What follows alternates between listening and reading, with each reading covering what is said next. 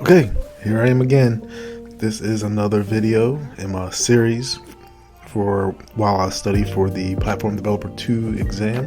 And also really, what it's really become is just a matter of me developing my Salesforce development skills, cloud skills in general.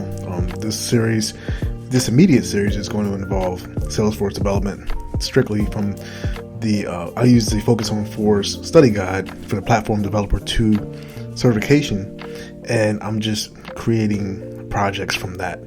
But it's actually evolved into a lot more. So here I'm back.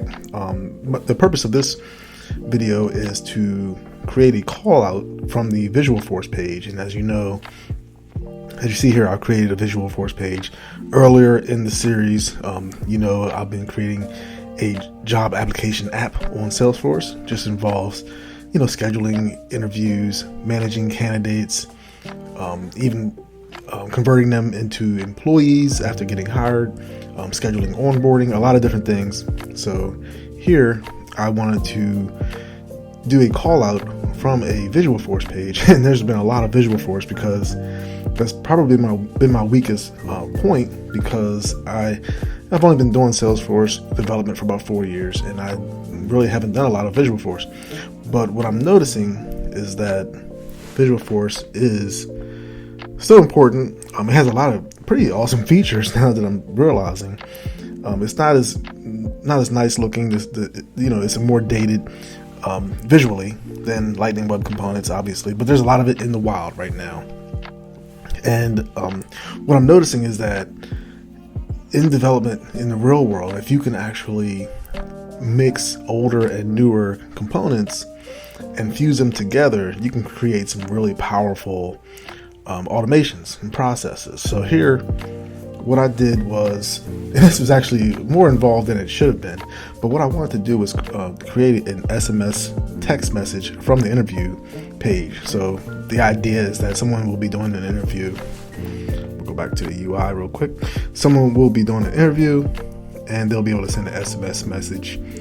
And obviously, for the purposes of this video, I just use the comments block, and I'll show you that later. So right now, I just wanted to point out that mixing old and new features, Visualforce with flows, Apex with flows, these things are going to be necessary, in order to save money and to create features that are needed by the business today, rather than just talking about a project for years and never delivering anything. We can get something delivered. It's robust, it's fast, it's best practice, and it's useful. And you can always update it later. You can update. We have time in the backlog. You can update this to a Lightning Web Component. So let's go ahead and take a look at the Visualforce. So here is the Visualforce page. One other thing I want to mention is that we get the standard controller from the interview page. We use the override feature in order to override the standard Lightning page with the Visualforce page, as we saw that earlier. And we also have two extensions. One here is for the interview controller. That's for the other process that calls a flow that creates some records and does some other things. I think that was in video 3 or 4 of the series. You have to go back and take a look at that in the playlist. And we also added the candidate messaging controller. Now, one thing I didn't know is I could add a second controller here just by using a comma. So that's pretty cool. And I added another button. I also created a button group. Not the not the most elegant way to do that, but it was better than having the buttons just kind of laid out all over the place. The Salesforce has kind of an auto layout, and the buttons are all over the place. So I just created a button group and put them down here. Obviously, I would probably put them along the bottom of the page, but for now, this works just fine. So let's go ahead and take a look at the code again. All right, so here, as I mentioned, we get the interview custom object. We also have the override feature. We have the extensions, interview controller, and for this video, candidate messaging controller. The buttons, and the button is going to send. This is the button that's going to send the SMS message. We have a new class. This one is called Candidate Messaging Controller. Basically, all there is a constructor that uses the standard controller to get values from the main page.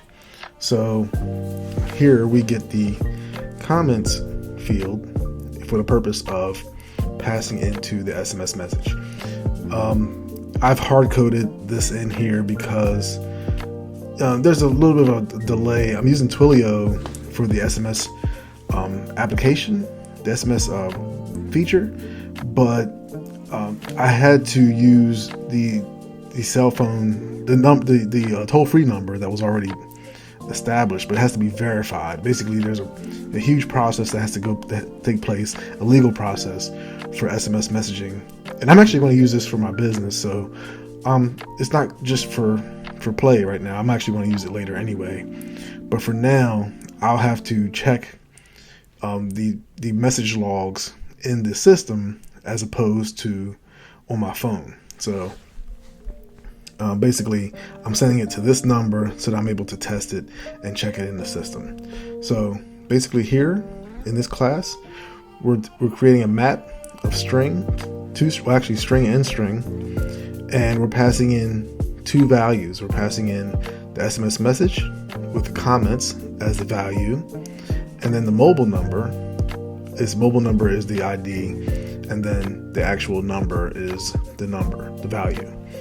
And there's only going to be these two values in here, these two pairs in here. So there really won't be an issue with having this number repeated. So we're going to start we create a new flow instance, and this is the name of the flow. Send a SMS message. We pass in headers, which is that map, and then we start the flow, and then we return the page after this finishes. We return to the Visualforce page when it finishes. So let's go take a look at it in the UI. Actually, one more thing I gotta do. I have to show you the flow. Let's see here. This is the Twilio backend. Where's the flow? Here's the flow. As you can see, it's not very sophisticated. It's just all it is an auto launch flow with an Apex action. This calls that method we just showed you. That Matt passes in the message, which is the comments field from the interview object, and the phone number as a string. And we can put in a from number and some other things, but this is all we need for now. So that's all it does. And let's go ahead and take a look at it in the UI. So here's our Scott test lead candidate. And we're going to say, okay, he's been approved. On round one, that will be an ideal situation for any candidate. And we're going to say we like him, let's do it, and just we'll send that. All right, so that message has been sent. We'll go ahead over to messaging, and all right, so this is that's the connected app. Here is the message, and here's the body. So we see that it went through, and it's like I said, it's only showing in the back end because we haven't gotten the verification done for the phone number, because I just set this Twilio account up today, but I know I'm going to be using it a lot. There's a lot of features, so that's just for now. That's all I have. Just wanted to show you how we can set up a Visualforce page with a button to send an SMS message to an outside user to pretty much any phone number. I could have passed in any phone number.